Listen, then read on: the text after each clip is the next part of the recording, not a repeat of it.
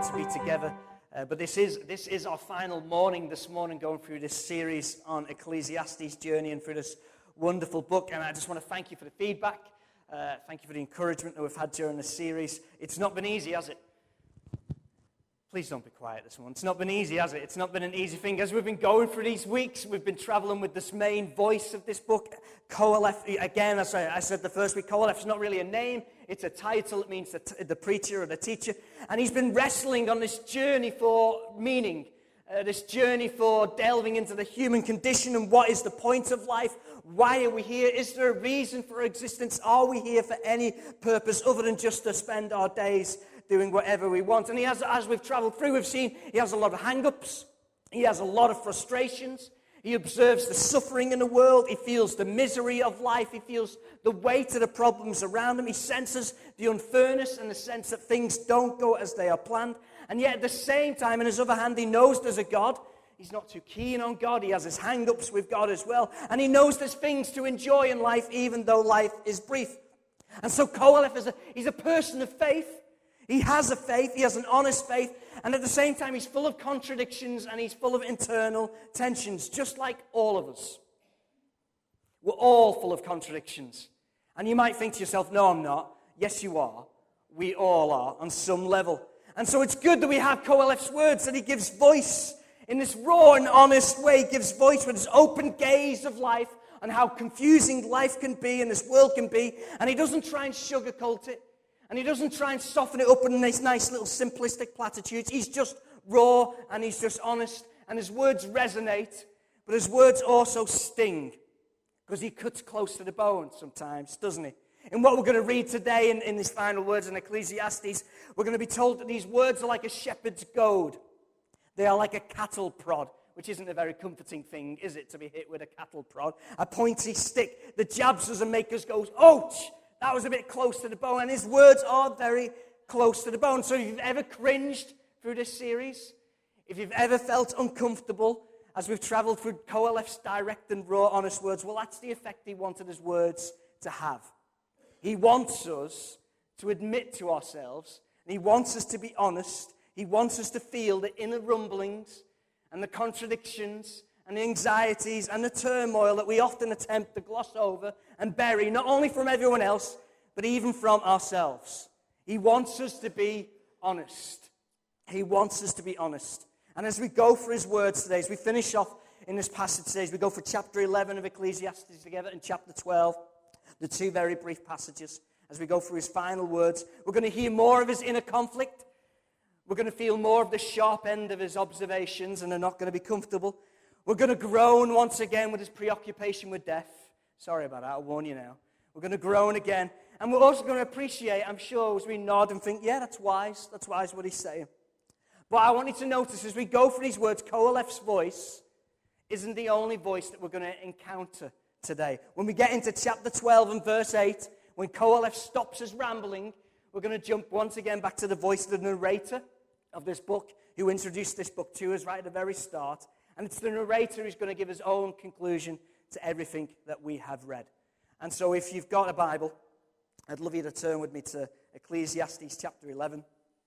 I was a bit torn about which translation to read this in this morning, because different translations translate a lot of this very different, because it's very poetical what we're going to read this morning. But I'm going to read from the NLT. Writes this, Ecclesiastes chapter 1, verse 1. Send your grain across the waters, and in time profits will flow back to you. But divide your investments among many places, for you do not know what risks might lay ahead. When clouds are heavy, the rains come down. When a tree falls, whether it's north or south, it stays where it falls. And farmers who wait for perfect weather never plant. And if they watch every cloud, they will never harvest. And just as you can never understand the path of the wind or the mystery of a tiny baby growing in its mother's womb, so you cannot understand the activity of God who does all things. Plant your seed in the morning and keep busy all afternoon, for you don't know if profit will come from one activity or another, or maybe both. Light is sweet. How pleasant it is to see a new day dawning. And when people live to be very, very old, let them rejoice in every day of life. But let them also remember that there will be many dark days. Everything still to come is meaningless. Young people, it is wonderful to be young. Enjoy every minute of it. Do everything you want to do. Take it all in. But remember that you must give an account to God for everything you do. So refuse to worry and keep your body healthy. But remember that youth with a whole life before you is meaningless. Don't let the excitement of your youth cause you to forget your Creator. Honor Him in your youth before you grow old and say life is not pleasant anymore. Remember Him before the light of the sun and the moon and the stars is dim in your old eyes and the rain clouds continually darken your skies. Before your legs, the guards of your house start to tremble, and before your shoulders, the strong men stoop. Remember Him before your teeth are too few, your few remaining servants stop grinding, and before your eyes, the women looking through the windows see dimly. Before your door of life's opportunities is closed, and the sound of work fades, and now you rise at the first chirping of birds, but then all their sounds grow faint. Before you become fearful of falling and worry about danger in the streets, before your hair turns white like an almond tree in bloom, and you drag along without energy like a dying grasshopper, and the caperberry no longer inspires sexual desire. Before you need a grave, your everlasting home, and when the mourners will weep at your funeral. Yes, remember your Creator now, you are young, before the silver cord of life snaps, and the golden bowl is broken. Don't wait until the water jar is smashed at the spring and the pulley is broken at the well, for then the dust will return to the earth, and the spirit will return to God who gave it. And then we jump back into the words of the narrator. Everything is meaningless, said the teacher, completely meaningless. Keep this in mind. The teacher was considered wise, and he taught people everything he knew, and he listened carefully to many proverbs, studying and classifying them, and the teacher sought just to find the right words to express truths clearly. The words of the wise are like cattle prods, painful but helpful. The collected signs are like a nail-studded stick which a shepherd drives to their sheep. But, my child, let me give you some further advice. Be careful, for the writing of books is endless, and much study wears you out. That's the whole story. Here is my final conclusion. Fear God and obey His commands, for this is everyone's duty, and God will judge us for everything we do, including every secret thing, whether good or bad. Sting, those words, don't they? They sting a little bit, don't they? I turned 43 last weekend. I turned 43, and neither of my lads got me a birthday present. Not saying that to publicly shame them, but a bit of chocolate would have been nice. They did, at some point, various times during the week. I remember one point when I was complaining about my knees, and one point when I made a groan when I was sitting down. And on two separate occasions, both my lads, not being in the same room at the same time, turned around to me and said, "Ha, you're old." Which is nice. And I don't know what it is. I know I'm not getting younger. But what it is when you have a tendency to forget, because some people think you're going to forget you're not getting any younger. And so when it's your birthday, people send you birthday cards that purposely remind you that you're getting older. Thanks for that. And so this past week, I got a particular card from a particular friend, in commas now, because I'm not sure what to do with the card.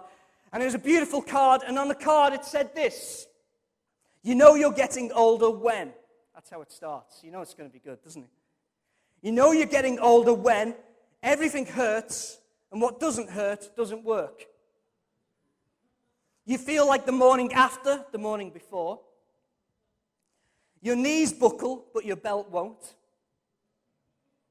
It's very true, that one. You can only burn the midnight oil to 9 o'clock. That's optimistic. It's 8 o'clock now for me. It's 8 o'clock. The twinkle in your eyes is the sun hitting your bifocals. Your back goes out more often than you do. And another way to know you're getting older is that cards like this start showing up for your door. Happy birthday. That's great, isn't it? That's great. I know, none of us are getting any younger, are we? And we don't need reminding of that fact, do we? But when we are reminded, it is nice when someone does it with a little bit of humor. It is good. I don't know what it is, whether it's just as British, I don't know, but we like a bit of humor. It softens the blow. We help it, we laugh at it, we chuckle at it. And it's nice. When you get a poem like on the front of my card, it really helps. Now, thankfully, Koalef, never ever wrote any birthday cards. And he never wrote any messages for birthday cards. And I don't think he would have lasted long if he ever worked for a birthday greetings cards company like Hallmark. I think he would have been sacked on the first day. And the reason I'm saying that is because when we get into the beginning of chapter 12, all the way from verse 1 of chapter 12 to verse 7, Kohelet's final words to us are a poem. He gives us some poetry. And it's a poem about getting old and then dying. It's nice, isn't it? That's really cheerful.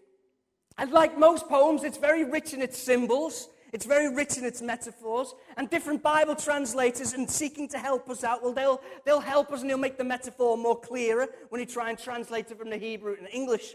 And there's different ideas about what these symbols are referencing, whether the poem is an allegory about our body parts starting to wear out as we get old, or whether it's describing the actual pattern of an ancient funeral, or whether it's about a deteriorating household that's suddenly battered by a ravaging storm. But even though the symbols are a little confusing, the message they paint isn't.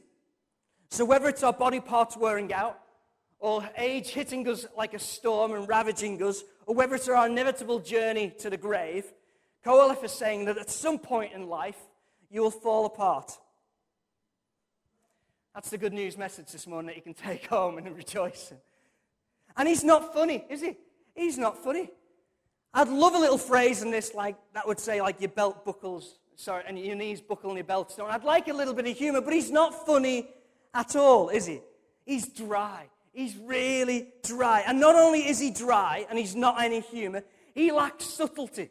He just hits us with it. And not only does he hit it with us, he doesn't just hit it with us once, but he goes on and throws picture at us after picture after us and picture after us. Light will dim in your eyes, he says. The clouds will darken your skies. Yeah, we know what you're getting at. We nod because we're patient with him at this point. And then your legs will fail. Thanks. And your teeth will fall out. And your hair turns white. And your libido fizzles out. Well, thanks for that. Thanks for that, Kohelet. You're getting a little bit close to the bone. You know. And then he goes on, then mourners will start to gather around your graveside. Well, that was a quick jump. He just suddenly went from life fizzling out to the graveside. And, all right, stop it now, Kohelet. You've said enough. And then the silver cord snaps.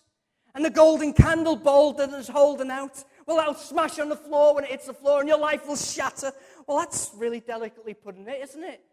When the lights go out, that's really putting it. You've made your point. Now I think you should stop now, Kohelet. And then the jar smashes, he goes on. And you can't get water from the well anymore because the pulley breaks. And everything that feeds your life suddenly dries up. And you kind of you want to say to him, shut up. Shut up, Kohelet, you touched the bone. And then he doesn't stop, does he? And then the dust will go back to the ground. And your breath will go back to God who gave it. Happy birthday. He's not a happy bloke, is he?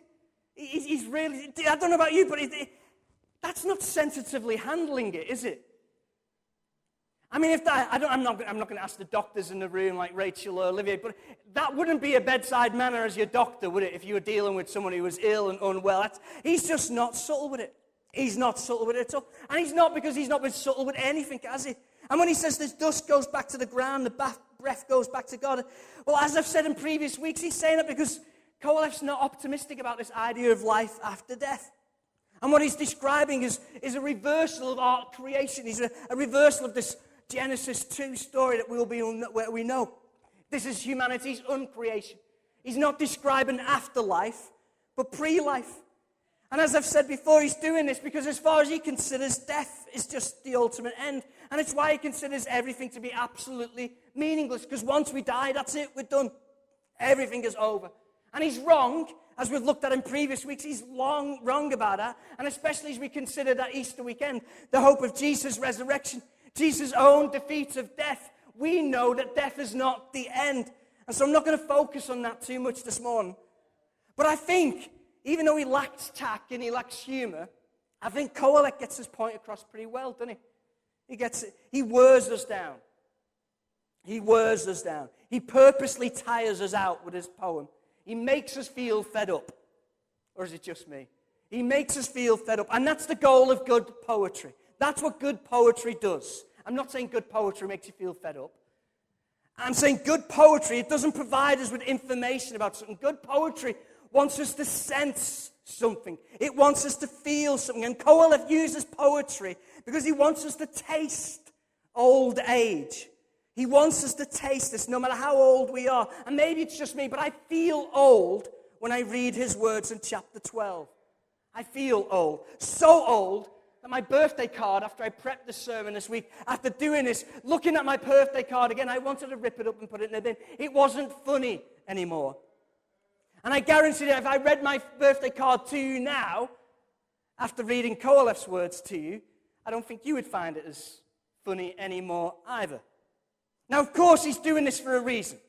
The reason he's so, I'm going to say, glum in chapter 12 is because he wants to provide a motivation for what he said in chapter 11. And if we wanted to summarize chapter 11, we could simply use the words, don't waste your time. Don't waste your life.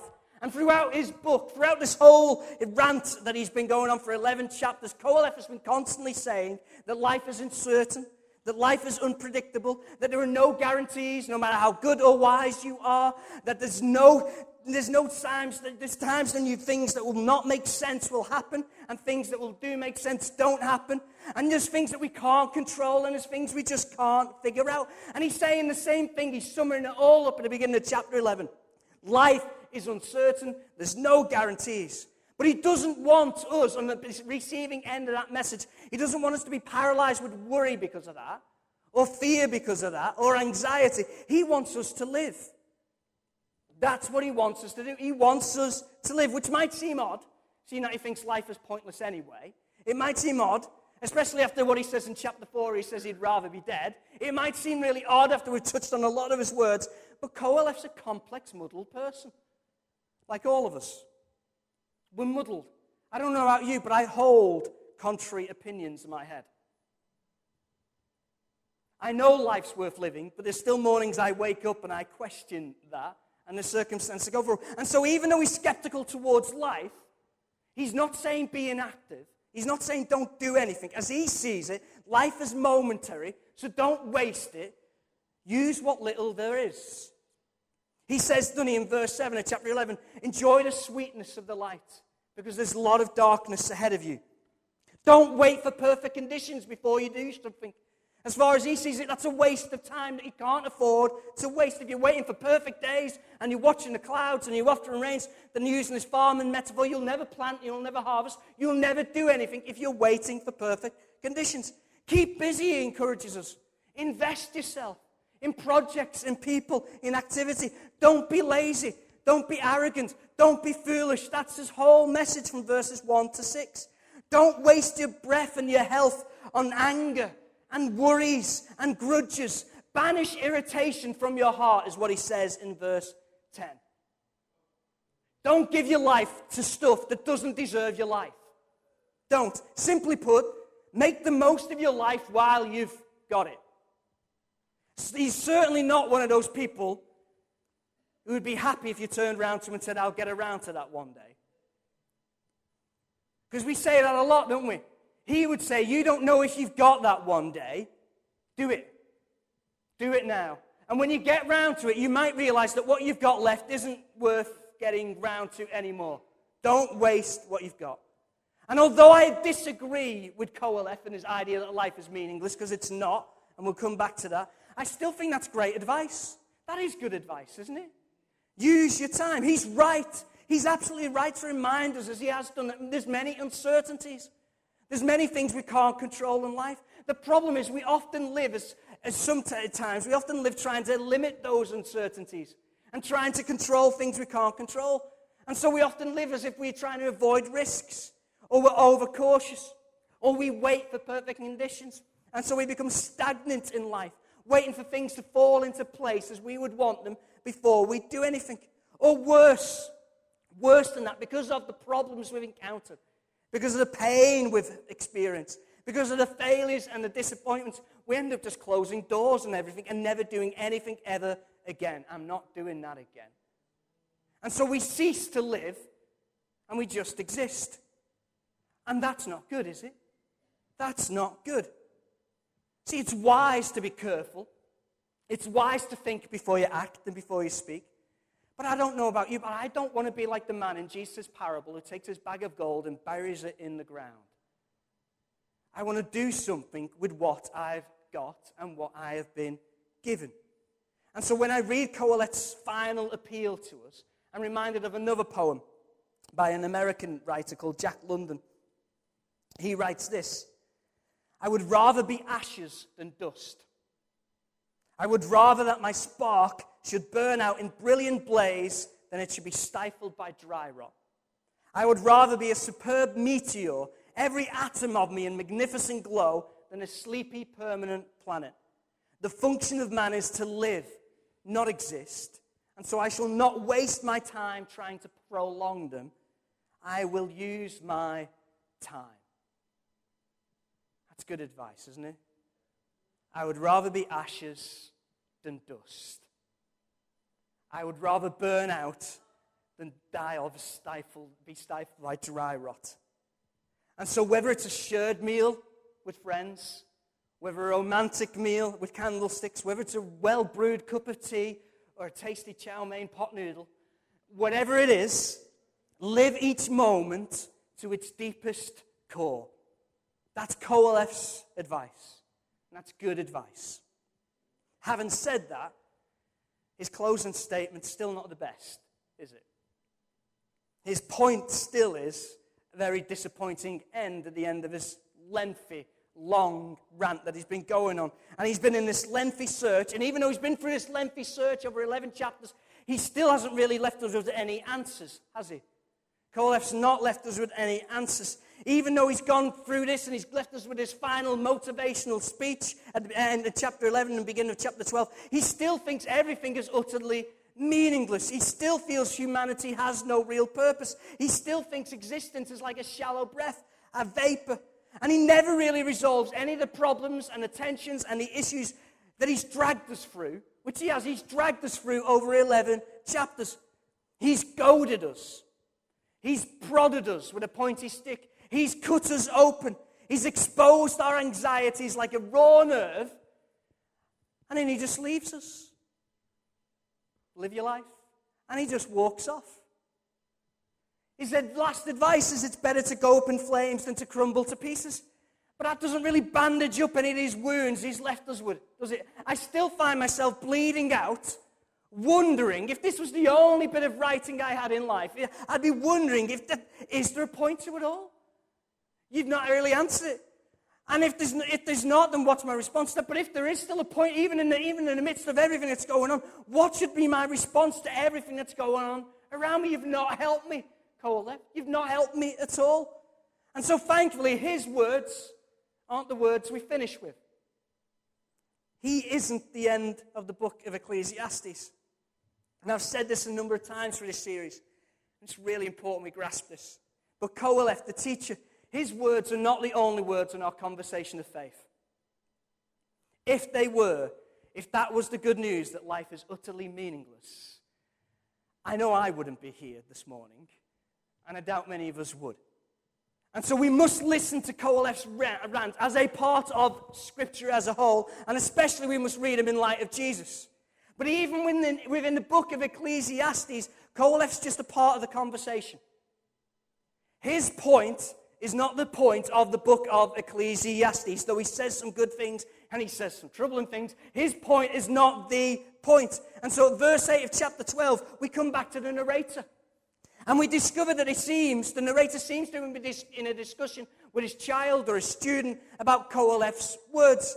And in the verse 8, the narrator quotes, like he did at the very start of this book, Koheleth's spin on it all. Koheleth says it's utterly meaningless. But the narrator doesn't end it there.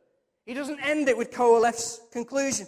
It's as if the narrator turns around to his child or his student and he says, Koheleth was wise, listen to him carefully, learn from him, but, and there's a warning in his final words, this is not all there is to hear. Koheleth's words, as wise as they are not the final words on existence. They are not the final words of existence. And it's crucial we grasp this, because these last few verses, and I can't spend as much time as I'd like to this morning, they deserve far more time, but they guide us in what to do with the whole of Koheleth's rant. And yet it seems unbalanced, doesn't it? Koheleth's had 214 verses where he's ranted and rambled and raved. And the narrator in the last 8 verses sums it all up and provides a response. And it seems, in comparison, these small 8 verses are so small and feeble and a bit of an anticlimax. And compared to all these verses, it's almost like David facing Goliath. But actually, in the same way, even though they are tiny, even though summary is small and brief, actually it's very powerful. The narrator turns to his child and says, we've heard it all. You've heard everything. You've heard of all of Qoheleth's argument. And so here's the end of the matter. Here's the final conclusion. Fear God and obey his commands. Here's the final word. After all this ranting and raving and rambling, fear God and obey his commands. Or to put that advice a different way, worship God and walk with God. That's the end of the matter. Worship God and walk with God. And again, in comparison, it might seem rather flimsy. It does, doesn't it? Tiny. But in one sentence, the narrator gives us both the purpose of humanity and also our response to how confusing life can be. See, the narrator says to worship God and to walk with God is the whole duty of man. The all of man is in the Hebrew, the all of who we are. And in a way, he just summarizes the whole of the Torah. In a famous prayer that Israel had, one of their founding prayers in Deuteronomy chapter 6 and verse 5. What is the purpose of humanity? To know God and to embody God. Is there a point to life? Yes. To know God and embody God. To be loved by God and to show the love of God. It's that simple. That is the purpose of life. When Jesus was asked, what is the greatest commandment? Or if he wants to hear that question a different way, what's the best thing I can do with my humanity? What is the point of me? Why are we here? Well, his response was the same thing. He did the same summary of the Torah. Love God and love your neighbor as yourself. Why am I here? Love God, love your neighbor as yourself. Life is not meaningless. Thank God. Life is not vapor.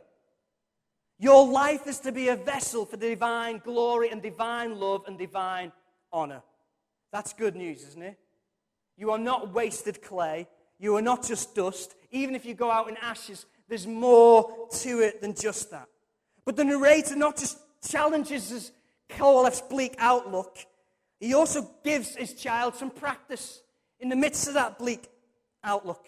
And I want you to notice something. The narrator doesn't spend, thankfully, otherwise the series would be even longer, but he doesn't spend a further 214 verses challenging Qoheleth's observations, does he? He doesn't do that in resolving his tensions. He doesn't because he knows Qoheleth is right in what he has seen and what he has felt. In the real world, our faith, like Qoheleth's, is caught up in a tension, a collision between what should be and what is. We know God is sovereign. We know there's a God. We worship him. We follow him. At the same time, we look at life, even our own life, and we think it's an absolute mess. It's in a right state. Things don't go as they should. And in all of us, on one level or another, there is this tension, this struggle to hold these two things together. What we know of life, what we experience, and what we know of God. And life, or our current experience, if we're perfectly honest, our current experience of life, well, it's full of dark and it's full of light. Isn't it? It's full of good and it's full of bad. Some days it feels more full of bad than it does of good. But it does. It's full of pain and it's full of pleasure.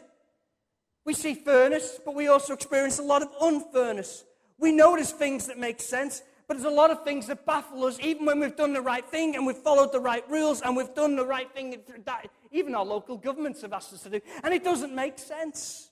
Things just don't come together as we have planned. And the truth is, if you're trying to live a life of faith that's trying to remove those tensions, you will not do it. You cannot do it. That is not the call of your life, to remove the tensions in your life. That's not what faith is about. Faith is not about easy, simple answers. It's not what it's about. You could spend, like Qoheleth, chapters talking about it, exploring it, writing book upon book upon book upon book, trying to understand those. It's not your job to resolve the tensions. The challenge is, how do we somehow live as people of faith in the midst of those tensions? When life doesn't come together, where do I put my feet? That's the question. Life is disorientating. That's honest Christianity. Any Christianity that tries to sell you a sales pitch that everything's going to be great, perfect, and awesome is a lie. God is great and perfect and awesome. Life is hard work. Life is uncertain. Life does have limits. I do have frailties. My knees are starting to buckle more than my belt does. I do feel those things. And real honest faith, we're honest. And I'm tired of a faith that kind of tries to tidy us up. And we've never tried that here, but I just hear other voices trying to tidy it up too neatly. But real faith, if we're honest, carries questions and not just declarations. Real faith carries disappointments and not just testimonies. Real faith wants to give God a piece of our mind at the same time as giving him our praise. Just like the psalmists do so often. They start off well and then have a rant and then finish, yet I will praise. Then they say it so bluntly. And often in my own life, like the disciples, as Luke describes them in chapter 24, as they stand before the resurrected Jesus, I find myself worshiping filled with doubt and joy and wonder all at the same time. Because things don't make sense, do they? Can we just be honest? Real faith is not everything is awesome. Because it's not. God is. But everything is certainly not awesome. Real faith is not superstition. Because superstition says if I avoid the cracks, if I avoid the ladders, if I step here and don't step there, life turns out perfectly. That's not faith. That's superstition. See, faith looks the reality of earthly life in its face and says, yes, and yet I will trust God through it. Real faith is not a denial of the way things are. See, the narrator knows Kohaleth's feelings are legitimate. They are the feelings of any Israelite who follows God in the Old Testament. They are the feelings of any disciple who follows Jesus in the New. And anyone who aims to follow God, well, the truth is you will feel like this at some point most days. There's not a single person here I know that I've spoken in private conversation that has not had tensions and wrestles with God. We all do. The question is, when life is murky, when life is messy, what do we do? And so the narrator here doesn't just give his child or his student the purpose of humanity. He gives him a practice. He sets before the child a tried and tested formula of worship and putting one foot in front of the other. That's it. How do you get through the mess and the murk? You worship and you keep putting one foot in front of the other. That's it. That's still our mandate as followers of Jesus. It's no different. Jesus didn't come with a message that said, if you follow me, everything will fall into place. It will all make sense. It will be easy. Everything happen will exactly as you expected to happen, and the results will be as you expected the results. His challenge to us was nothing like that. His challenge was an invitation to pick up your cross daily and follow me. Pick up your cross daily and follow me. See, in the light of all the tensions, in the light of all the unanswered questions, and you have them, in the light of all the pain and the joy, and you have them, in the light of all the disorientation and the confusion you feel on a daily basis, the response of the narrator and the challenge of Jesus puts before us is keep having a faith that worships and a faith that walks. That's it. Do you want to know the secret to this life of faith? That's it. And it sounds like shoddy advice, but I can tell you from personal experience, it's the only thing that's ever worked. I've been following Christ for 25 years, and on a daily basis I have highs and lows. There's mornings I wake up and my mental health is wrecked. And if I listen to my mental health and I follow the advice of my mental health, my footsteps stumble and I fall and I tumble. But if I look to Christ and I say, I'm just going to worship you and I'm going to walk with you, I get through it. It's not like the cloud disappears, the cloud's still there, but like we were reminded this morning by Deb, the sun is still shining above the clouds, and I'll trust in that. It's not intellectual answers. Often we think when I hit walls in faith, if I had all the intellectual answers, if I could understand it, if I knew the complexity of it and I could answer it in a very easy way, I would follow and it would be easy. No, it won't. It won't. You can have all the intellectual answers. I love to study I'm certainly not anti-intellectual. I love to study. I think it's a great thing. I think it's the best thing ever. I could have my head in a book all day. But the problem with answers is they just lead to more questions. And more study leads to more study. And that's good. But it will not sustain you when you're going through the difficulty things in life. It just won't. What will is worship and walking. It will. It's not miracles. I often think if I saw the miracle I wanted to see that I'm praying for, if God made it come to pass, then I would follow. I would have a faith that mountains would move and a faith that would be unshakable. No, you won't. You would not. Because there's times when I've encountered miracles and all it does is raise the question, well, why did I get the green light then when I prayed? But my dad still died on ICU. We think if we got the miracles, it would resolve little things. Well, the Old Testament Israelite population had loads of miracles, and they still walked out on God. Jesus performed loads of miracles, and then when he actually challenges people to follow him, they walk away. We're not interested in that. They still said, crucify him. Miracles aren't it. They're good. I want more of them. Don't get me wrong. But if you think miracles would solidify your faith, the truth is, it won't. You'll find another reason not to believe. There'll be something that will go unanswered and it'll cause you a problem. You'll have these tensions every day. Whether you've seen the greatest miracles ever and you've seen Christ raise the dead. And I've known people who've seen Christ raise the dead and they're not following Christ anymore. Because the truth is, when we go through the tough times and the storms, there's only one thing that works. To have a faith that worships and a faith that walks. Just perseverance. Carrying on. Or as Winston Churchill put it, he had a way of putting a phrase, didn't he? He said, if you're going through hell, keep going. That's it. Just keep going. And when I say worship, I'm not on about singing, although it can be that, or it can be reading. I'm just saying getting out of yourself, getting out of your view of life, and just having a moment or two, or a constant reminder that God is bigger than all that we are seeing, and God is richer than all that we are seeing. There's no other answer. For 25 years, the only thing that's kept me following Christ is the fact that I'm just persisting to humbly walk with God and admitting that I don't know it all, that I am confused, I'm a wreck most days, but God, I'm just going to trust and I'm going to continue. And I know from this room, it's not just me. I know from the conversations I've with Pam, sorry Pam to highlight you, it's what kept Pam going and still keeps Pam going. Doesn't it, Pam? I know when I've chatted to Olivier, I know when I've chatted to Roger about some of the things he's seen as well in his own country, the things that they've seen that is absolutely horrific. The reason they're sat there today is because they just keep worshiping and keep walking. And it sees them through. I know Val's been through some tough times. I said tough times, then tough times, not tough times. Life does feel like tough times. And what has kept her going, continuing to use her gifts for God, but continue to give her life to God, is just worship and walking. There are many of us here who have seen some miraculous things. We've seen the Spirit move in powerful ways. And we've seen our children walk away from faith, and we're still perplexed by it all. Sorry to bring you into this, Nin. But why does Nin keep following Christ? Because she has the answers to it? No.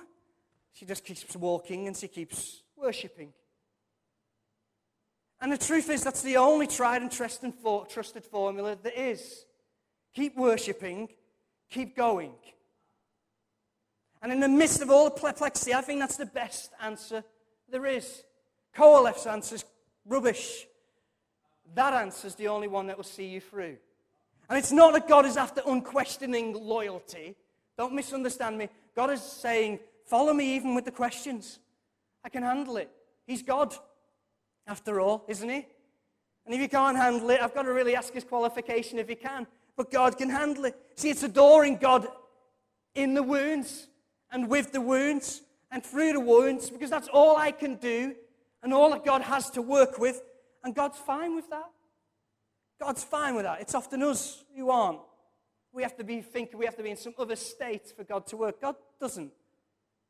He's fine with that. See, myself and you were made to be vessels for divine glory and divine love. And I don't know about you, but I'm in no great shape. To use Paul's words in 2 Corinthians, I'm just a jar of clay. I'm pretty fragile. I'm pretty shaky.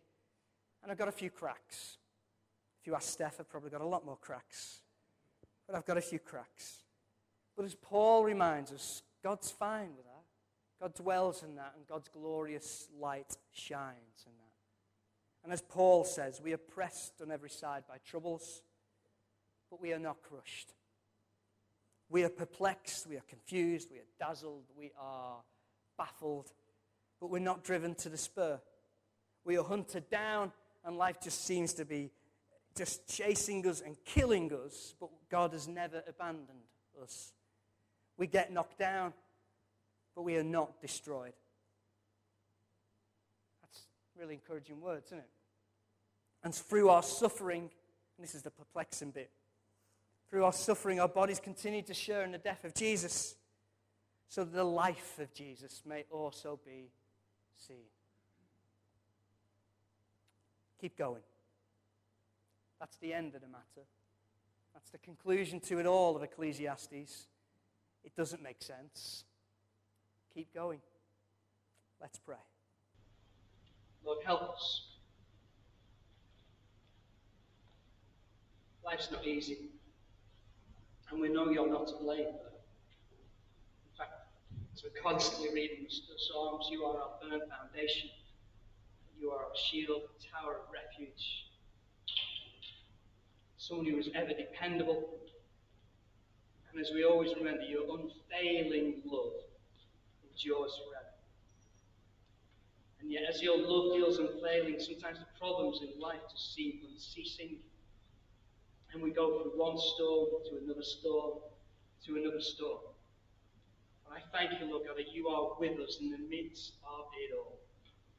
And whether you speak and calm the waves or whether you don't, may we just learn to abide in you, to sit with you, to enjoy you, to know that you are with us, that you are in us, and we are in you.